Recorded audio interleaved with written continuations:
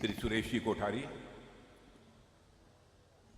और हमारे भारत सरकार के पूर्व मंत्री और सांसद पाली श्री पीपी चौधरी जी, जिला प्रवासी प्रभारी और हमारे दिल्ली के माने जाने नेता पूर्व प्रदेश अध्यक्ष भारतीय जनता पार्टी दिल्ली श्री सतीश जी उपाध्याय, प्रत्याशी श्री ओटाराम जी देवाशीष सिरोही और जोराराम जी कुमावत सुमेरपुर, महिला मोर्चा प्रदेश अध्यक्ष रक्षा भंडारी, पूर्व जिलाध्यक्ष श्री नारायण जी पुरोहित, लंबाराम जी चौधरी, कमलेश दवे जी, संत शिरोमणि स्वामी परशुराम गिरी जी महाराज, स्वामी राजू गिरी जी महाराज, श्रीमती तारा जी भंडारी पूर्व उपाध्यक्ष विधानसभा, ब्रह्मलीन श्री चैन जी महाराज और ब्रह्मलीन श्री शांतिनाथ जी महाराज और श्री चंदन गिरी जी महाराज का मैं यहाँ स्मरण करता हूँ।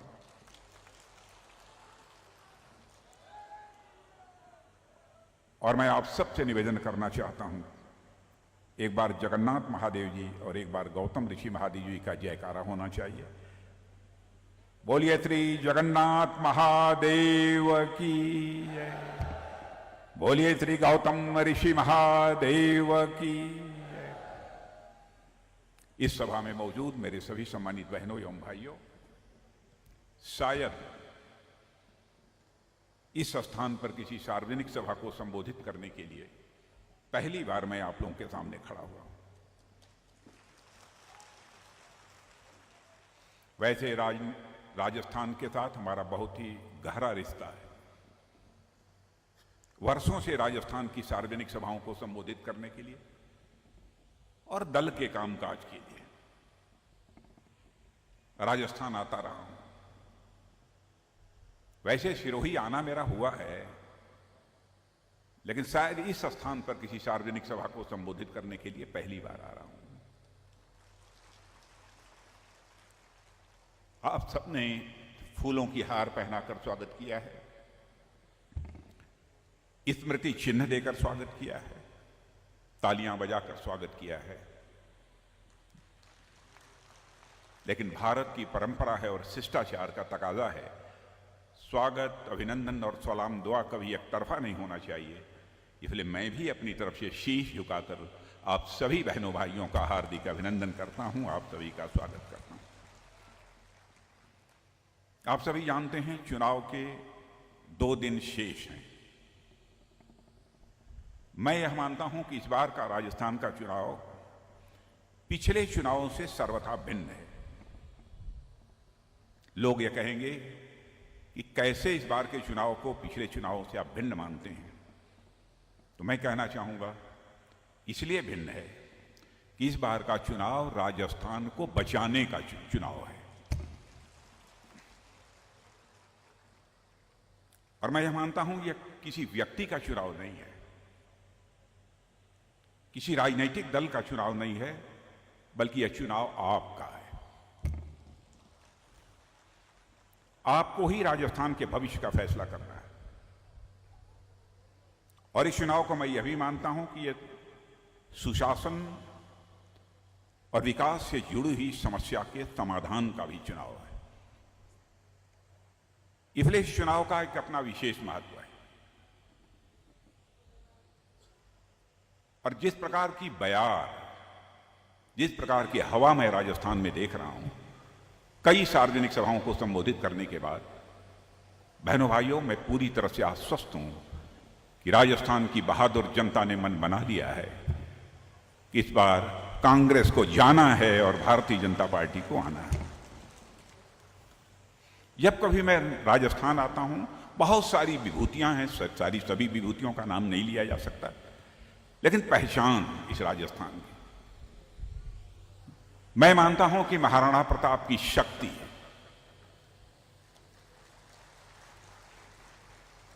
मीरा की भक्ति, पन्नाधाय की युक्ति और भामाशाह की संपत्ति केवल राजस्थान के लोग ही इस गाथा के बारे में नहीं जानते हैं, बल्कि सारी दुनिया के लोग इस गाथा के बारे में जानते हैं।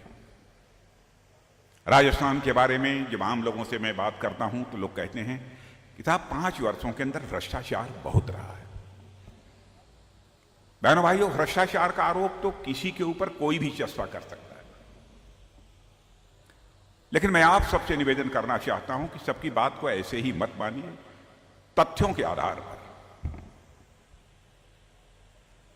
पहले उस पार्टी को भी देखा जाना चाहिए जिस पार्टी का प्रत्याशी चुनाव के मैदान में है, उसके बारे में भी देखिए, और साथ ही साथ उस पार्टी के बारे में भी देखिए कि भ्रष्टाचार के मुद्दे पर उस पार्टी की साख क्या है, क्रेडिबिलिटी उसकी क्या है, विश्वसनीयता क्या है, इसे हमें परखना चाहिए।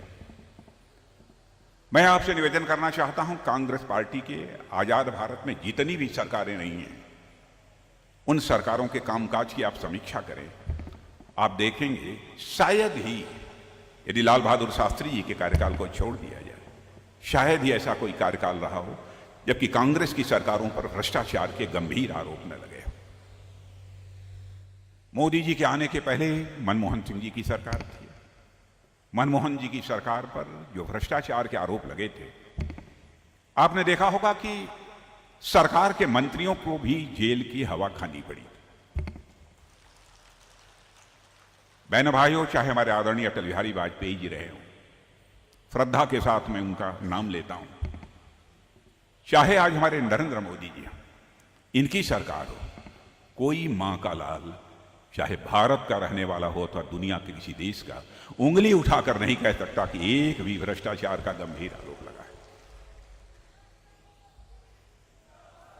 राजनीति में शुचिता, राजनीति में शुचिता, राजनीति में पवित्रता को बनाए रखना, यह हमारी पार्टी का धर्म है।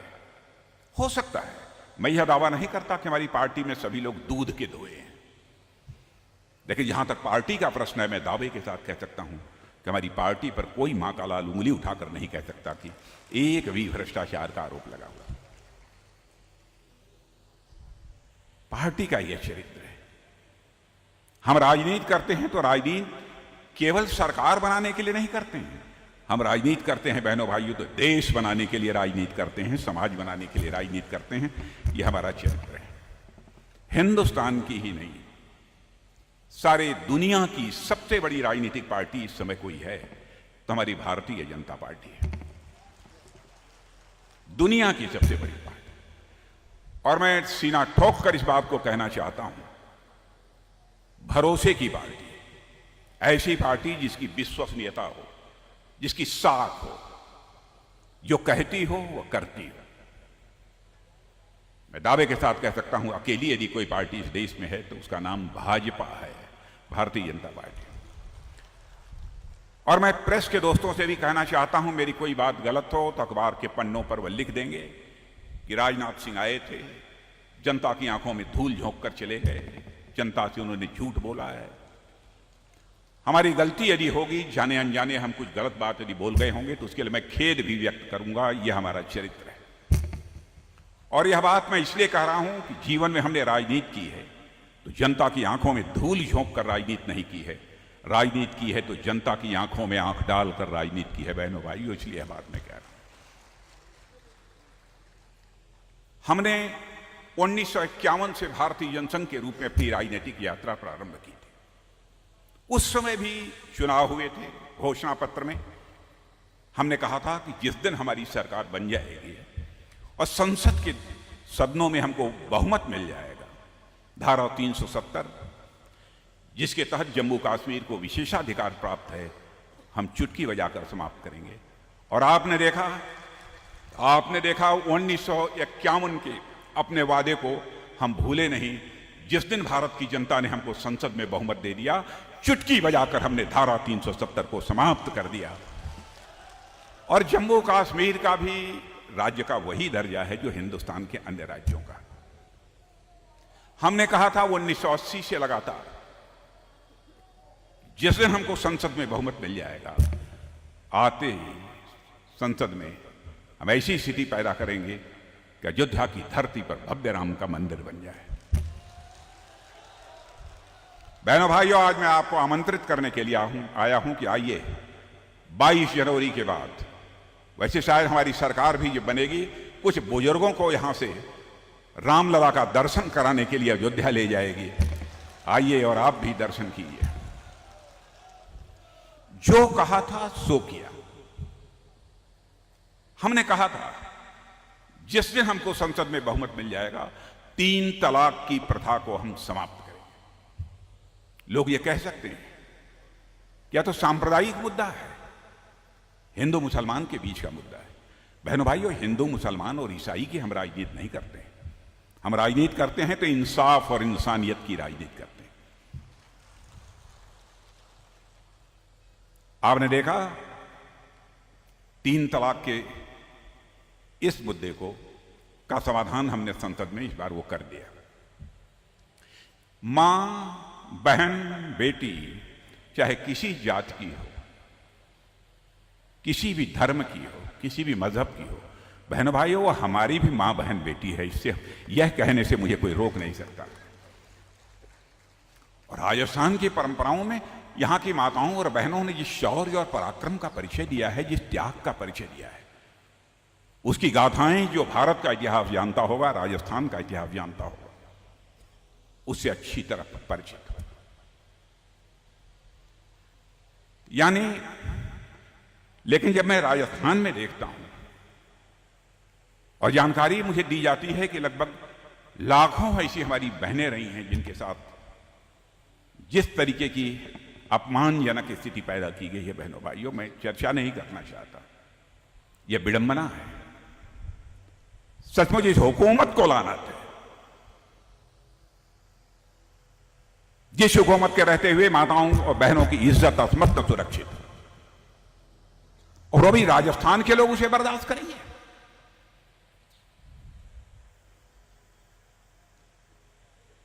और मैं गहलोत साहब से पूछना चाहता हूं, जनता ने इसलिए चुना था कि यहां पर हिंदू होगा, मुसलमान होगा, ईसाई होगा, सबको साथ लेकर आप चलेंगे। अगड़ा होगा, पिछड़ा होगा, अनुसूचित वर्ग होगा, सबको साथ लेकर चलेंगे। आपने क्या किया? क्या हुआ है? उदयपुर में कन्हैयालाल का गला काटा गया, भीलवाड़ा में तापड़िया के साथ यही हुआ, चित्तौड़गढ़ में रतनलाल सोनी, झालवाड़ में कृष्णा वाल्मीकि, अलवर में हरीश जाटव, योगेश जाटव, चिरंजीलाल सैनी, योगेंद्र जाटल, वैरथल की भी हत्या जिस प्रकार से होती है और जिस प्रकार से माहौल बिगाड़ने की कोशिश की जाती है, वह मैं समझता हूं कि राजस्थान की एक जो सद्भाव वाली परंपरा है जो लंबे समय से चली आ रही है, उसको तार तार करने की यह कोशिश है। और इस राजस्थान की जनता नहीं, देश की जनता गहलोत साहब से इस सवाल का जवाब चाहती है। अब जयपुर में एक रोड रेज की घटना होती है और एक संप्रदाय विशेष के हंगामे के बाद आप 50 लाख रुपया देते हैं, हमें कोई आपत्ति नहीं। आप डेयरी बूथ देते हैं, हमें कोई आपत्ति नहीं। आप सरकारी नौकरी देते हैं, हमें कोई आपत्ति नहीं। आप इनको दीजिए, हमको कोई आपत्ति नहीं है। लेकिन आपने तापड़िया को क्यों नहीं दिया, वाल्मीकि को क्यों नहीं दिया, जाटों को क्यों नहीं दिया, सोनी को क्यों नहीं दिया? क्या इनके नाम पर आपके मुंह में दही जम गई थी? मैं गहलोत साहब, मैं आपसे पूछना चाहता हूं, क्या कारण था? जोधपुर दंगों की आग में जल रहा था और आप मुख्यमंत्री रहते हुए कुंभकर्णी नींद सो रहे थे। बहनों भाइयों, विकास की पहली शर्त होती है कानून और व्यवस्था का चुस्त दुरुस्त होना। यदि कानून और व्यवस्था चुस्त दुरुस्त नहीं है तो उस राज्य का विकास किसी भी सूरत में नहीं हो सकता। और मैं कहना चाहता हूं, कांग्रेस केवल वोट बैंक की राजनीति करती है, यह इंसाफ और इंसानियत की राजनीति नहीं करते हैं।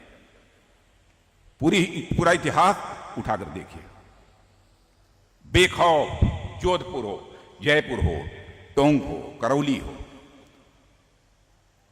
कुछ सांप्रदायिक उपद्रव तक बेखौफ तांडव कर रहे हैं। क्यों आजादी दी जा रही है उन्हें? जो भी हो, हिंदू हो, मुसलमान हो, ईसाई हो, जो कानून और व्यवस्था को हाथ में लेने की कोशिश करता है उसके साथ निपटना, पूरी ताकत और मजबूती के साथ निपटना, यह सरकार की जिम्मेदारी है। लेकिन आपने पूरा तमाशा बना दिया यहां। ऐसा कोई त्योहार नहीं है मेरे बहने भाइयों जबकि लूट, हिंसा, पत्थरबाजी की घटना की खबरें समाचार पत्रों में हमको पढ़ने को न मिलती हूं। यहां तक कि कांग्रेस की एक विधायक कहती हैं कि मैं खुद अपने को असुरक्षित महसूस कर रही हूं। जब कांग्रेस की विधायक को गहलोत साहब आपकी हुकूमत में डर लगता है तो आम जनता का क्या होगा, इसकी सहजी कल्पना की जा सकती है। सिरोही की एक 8 साल की बच्ची, सांचौर की 2 नाबालिग बेटियां, नागौर में एक 7 साल की बच्ची। बहनों भाइयों, कोई मुझे बतलाए कि इन बालिकाओं का अपराध क्या था। रंश मात्र नैतिकता होती गहलोत साहब तो आपको अपने पद से त्याग पत्र दे देना चाहिए था। हम लोगों ने भी हुकूमत चलाई है, मैं भी एक राज्य का मुख्यमंत्री रहा हूं, अन्य स्थानों पर भी हमारी सरकारें चल रही हैं। और मैं बतला देना चाहता हूं, हमारी सरकार आएगी और ऐसे जो अपराधी हैं बहनों भाइयों, उनकी दिन में ही खाट खड़ी कर देंगे, उनकी दिन में खाट खड़ी कर देंगे।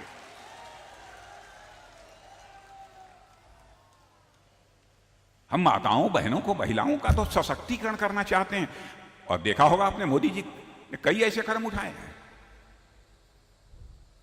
यही कांग्रेस पार्टी सबसे पहले इसने कहा कि 33% आरक्षण महिलाओं को होना चाहिए, केवल वोट हासिल करने के लिए। आपकी सत्ता तो थी, क्यों नहीं संसद और विधानमंडलों में आपने महिलाओं को 33% का आरक्षण दिया। हमने भी कहा था कि हमको बहुमत मिलेगा तो हम काम करेंगे। और बहनों भाइयों, आपने देखा कि संसद का विशेष सत्र बुलाकर हमने माताओं बहनें के 33% का आरक्षण संसद और विधानमंडल में कर दिया। अजीबोगरीब हालत यहां की। मैं लोगों से पूछता हूं कि भाई कोई नए उद्योग धंधे यहां पर खुले हों, कुछ ऐसा कोई काम हुआ हो जिससे हमारे यहां के नौजवानों के हाथों को रोजगार मिल जाए। तो लोगों ने कहा कि साहब ऐसा कुछ हुआ नहीं है। तो लोगों से मैं पूछता हूं तो हुआ क्या, तो लोग कहते हैं साहब समझ में नहीं आता कि हुआ क्या। लूट, अत्याचार, अपराध, यही हुआ, इसके अलावा कुछ नहीं हुआ। मैं गहलोत साहब आपसे पूछना चाहता हूं कि राजस्थान के बहादुर नौजवानों के लिए आपने क्या किया है। बेरोजगारी भत्ता देने का आपने वादा किया था, क्या आपने अपने वादे को पूरा किया। स्कूल कॉलेज में पढ़ने वाले बच्चों के पेपर लीक हो रहे हैं। 17 बार आपकी हुकूमत में पेपर लीक हुआ है। बहनों भाइयों, मैं भी शिक्षा मंत्री रहा हूं, आप इसका पता लगा लीजिएगा। प्रेस के दोस्तों से भी कहूंगा, सन भी बतला देता हूं, 1991। उसके पहले समाजवादी पार्टी की सरकार थी। जब मैं शिक्षा मंत्री बना तो मैंने कहा कि अपने रहते हुए मैं अपने उत्तर प्रदेश के बच्चों के भविष्य के साथ मैं खिलवाड़ नहीं करना चाहूंगा। मैंने अपने प्रिंसिपल सेक्रेटरी को कहा कि आप नकल विरोधी कानून बनाइए। 75%, 80%, 70% ये बराबर परीक्षा के परिणाम आते थे। वहां कानून बनाया।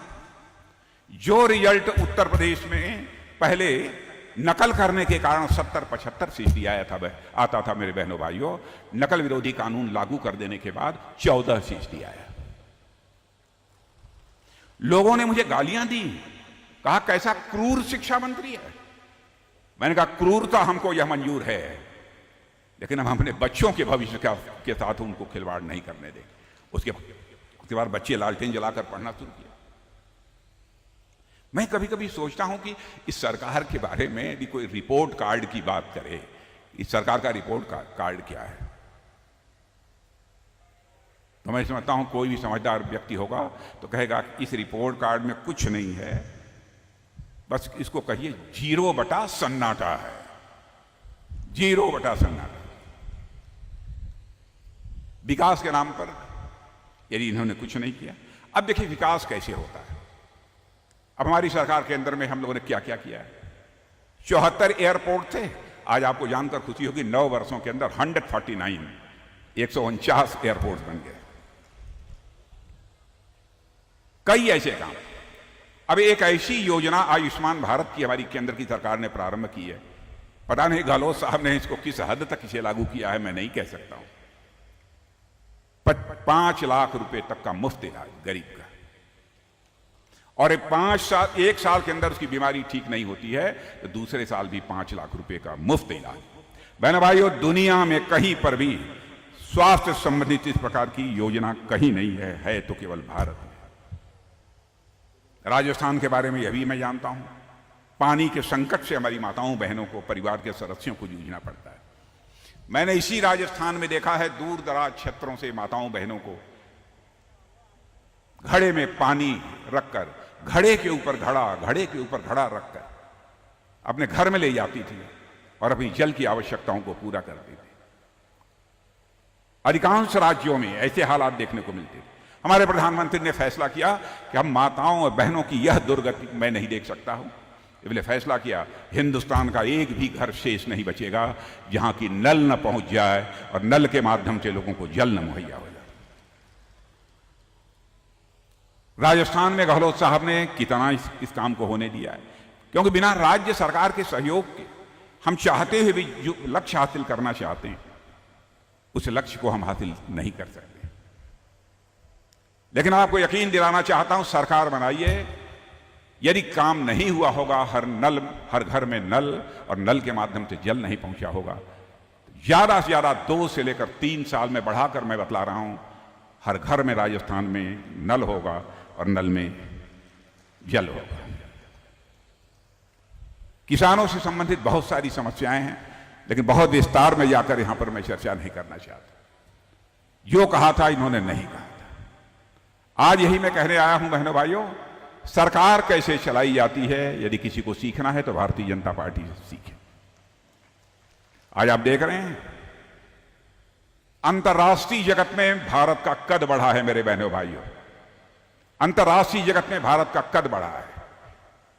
अंतर्राष्ट्रीय मंचों पर पहले भारत कुछ बोलता था तो दुनिया भारत की बातों को अनसुना कर देती थी। भारत बोल रहा है, गरीब भारत है, कमजोर भारत है, भले ही हमारी जनसंख्या अधिक रही हो, भारत की बातों को अंतर्राष्ट्रीय मंचों पर अनसुना कर दिया जाता था। लेकिन आज अंतर्राष्ट्रीय मंचों पर भारत बोलता है तो दुनिया कान खोलकर सुनती है भारत बोल क्या रहा है। यह है हमारा भारत। चंद्रमा पर पहुंच गए बहनों भाइयों, हमारा चंद्रयान लैंडिंग हो गई साउथ पोल पर, दक्षिणी ध्रुव पर। सूर्ययान आगे बढ़ रहा है, मंगलयान। हमारे वैज्ञानिकों की योग्यता, प्रतिभा, क्षमता कौन मां का लाल उस पर संदेह कर सकता है। और आपको जानकर खुशी होगी, हॉलीवुड की फिल्म जितने खर्च में बनती है उससे कम खर्च में हमारे वैज्ञानिक अपने चंद्रयान की लैंडिंग करा दिया उन्होंने चंद्रमा के ऊपर। यह है हमारा भारत। मैं रक्षा मंत्री हूं।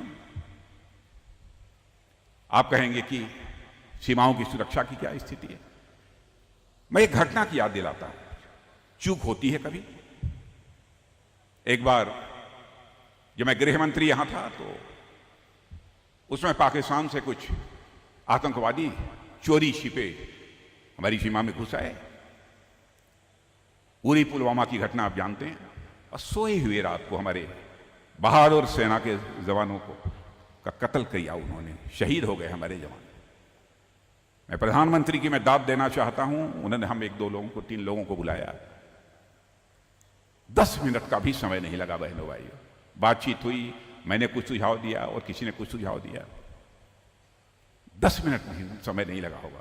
प्रधानमंत्री ने फैसला कर लिया और उसके बाद आपने देखा कि हमारे बहादुर सेना के जवानों ने सीमा के इस पार ही नहीं बल्कि सीमा के उस पार जाकर आतंकवादी ठिकानों का सफाया करने में कामयाब। यह है हमारा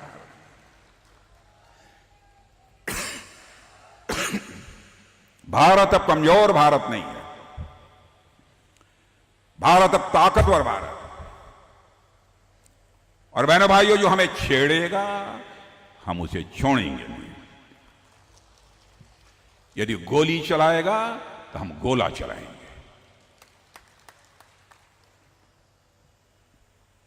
हमें अपने देश की सेना के जवानों पर सचमुच गर्व है। ये कहते हैं सेना के जवानों के प्रति इनका भाव क्या था। हमारे पूर्व सैनिक हैं, 1 रैंक 1 पेंशन 30 वर्षों से मांग हो रही थी। यहां भी बैठे होंगे हमारे लोग।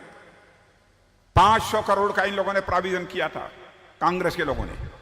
हम लोग अब तक 70,000 करोड़ दे चुके हैं, आगे भी देंगे बहनों भाई। यह है हमारा भारत। और आज मैं कहकर जा रहा हूं, सुन लेना आप, कि आज हमारा भारत धन दौलत के आकार के मामले में नहीं, अर्थव्यवस्था के आकार के मामले में, जो 2014 के पहले दुनिया में 11वें स्थान पर था, आज हमारा भारत जंप लेकर बहनों भाइयों दुनिया के 5वें स्थान पर आ गया है।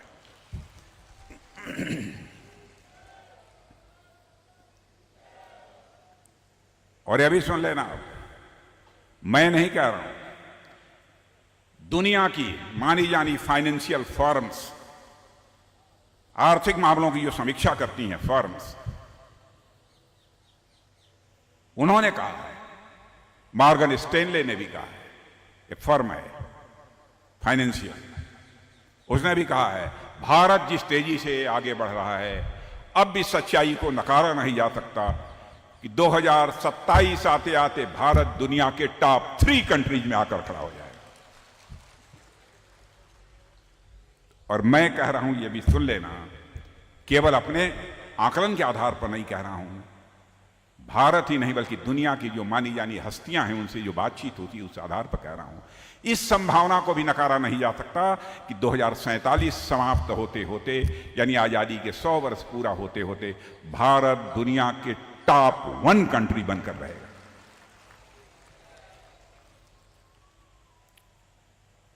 हमारी सरकार ने सबकी चिंता, किसानों की।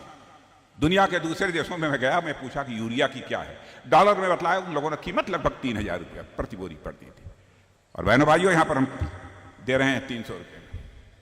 छोटी छोटी चीजों पर हम लोगों की पैनी नजर है। अब आपने देखा होगा IPC, Indian penal code, criminal procedure act, Indian evidence act, सब में संशोधन किया। कांग्रेस के लोग शोर शराबा मचा रहे थे, क्यों संशोधन कर रहे हैं? इसलिए संशोधन कर रहे हैं, वह सब सारे प्रोविजंस को हम देखते थे तो उसमें दंड देने की तरफ तो ज्यादा आग्रह था, ज्यादा बल था। हम चाहते हैं कि हमारी IPC, CrPC, Indian evidence act ऐसे होनी चाहिए, दंड के बजाय लोगों को न्याय मिल सके, एक ऐसी व्यवस्था होनी चाहिए। इसलिए हम लोगों ने यह सब संशोधन किए। भारत की गरिमा बढ़ती रहनी चाहिए, इसकी भी हम लोगों ने चिंता की। कांग्रेस ने अब 1976 से लेकर 2013 तक केवल 13 पुरावशेष, जो भारत के जो ऐसे महत्वपूर्ण पुरावशेष थे जिनको कि अंग्रेज ले गए थे, कांग्रेस 13 केवल वापस ला पाई थी 1976 से लेकर 2013 तक। और बहनों भाइयों, आपकी जानकर खुशी हो गई कि 2014 के बाद हमारे प्रधानमंत्री ने 292 पुरावशेष को जो है दुनिया के दूसरे देशों से भारत लाने का काम किया। कांग्रेस के लोग तो ये भी कहते हैं हमारी सरकार बनाई है, गरीबी दूर कर देंगे। ये 51 से हम यही सुनते चले आ रहे हैं, सरकार बनाई है, गरीबी दूर कर। कितनी गरीबी आपने दूर? मैं आंकड़े देता हूं, कांग्रेस के दोस्तों से कहता हूं मेरा आंकड़ा गलत हो तो काटो, खंडन करो इसका। नीति आयोग ने कहा है कि मोदी जी के आने के बाद 13.5 करोड़ लोग गरीबी की रेखा से ऊपर चले गए। यह होती है गरीबी हटाओ। और इंटरनेशनल मॉनेटरी फंड का नाम आपने सुना होगा, दुनिया की मानी जानी संस्था, उसने कहा है 40 करोड़ लोग अति गरीबी के संकट से बाहर हो चुके हैं। यह है भाई, ये कभी अगड़ों की बात करेंगे, पिछड़ों की बात करेंगे, दलितों की बात करेंगे, समाज को बांटने की कोशिश करेंगे। पिछड़े वर्ग का ओबीसी कमीशन को संवैधानिक दर्जा यदि किसी ने दिया तो हम लोगों ने दिया। कांग्रेस कहती रही, लेकिन कांग्रेस अपने इस वचन को कभी पूरा नहीं कर पाई। बहन भाइयों, यह है हमारा चरित्र, जो हम कहते हैं वह करते हैं। इसीलिए मैं आप सब लोगों के बीच ये अपील करने के लिए आया हूं, आप सबका समर्थन प्राप्त होना चाहिए। हमने जो चुनावी घोषणा पत्र जारी किया है, मैं फिर से दोहराना चाहता हूं कि हम सब जो कहते हैं वह करते हैं, जो हमने कहा था उसको करके दिखाया, जो कह रहे हैं वो करके दिखाएंगे। बहनों के प्राण जाई पर वचन न जाई, यह हमारा चरित्र है। और हमारे प्रत्याशी मुझसे बेहतर आप जानते हैं, श्रीमान ओठाराम जी देवाशी।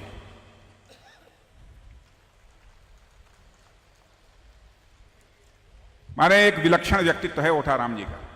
राज से मैं नहीं जानता हूं, वर्षों से जानता हूं।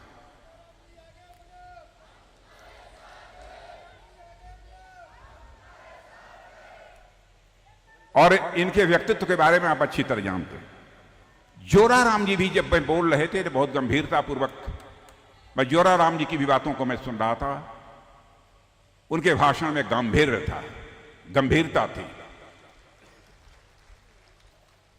शब्दों का चयन सही था।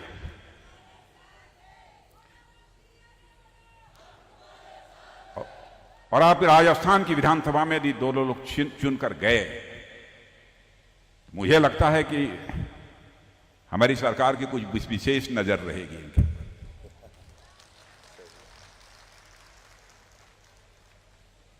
तो बहनों भाइयों, उनको विजय दिलाइए, यह अपील करना चाहता हूं। और मैं इन दोनों लोगों से एक बात और कहिए तो मैं वचन ले लूं, ले लें। मैं यही कहूंगा कि चुनाव जीतने के बाद हो सकता है 6 महीना लग जाए, साल, 1.5 साल, 2 साल, कभी एक बार मुझे सिरोही फिर से बुला लीजिएगा।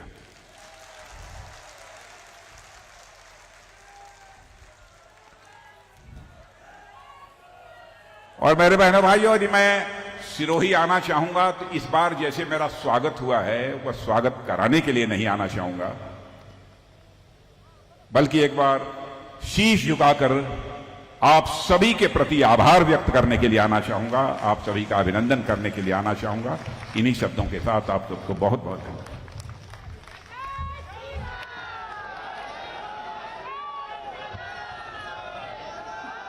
बहुत बहुत धन्यवाद। भारत माता की। कांग्रेस के दो पूर्व पदाधिकारी जो भारतीय जनता पार्टी की सदस्यता ग्रहण करना चाहते हैं, मैं मंच पर आमंत्रित करूंगी। चंपालाल जी सुथौर और भूपेंद्र सिंह जी।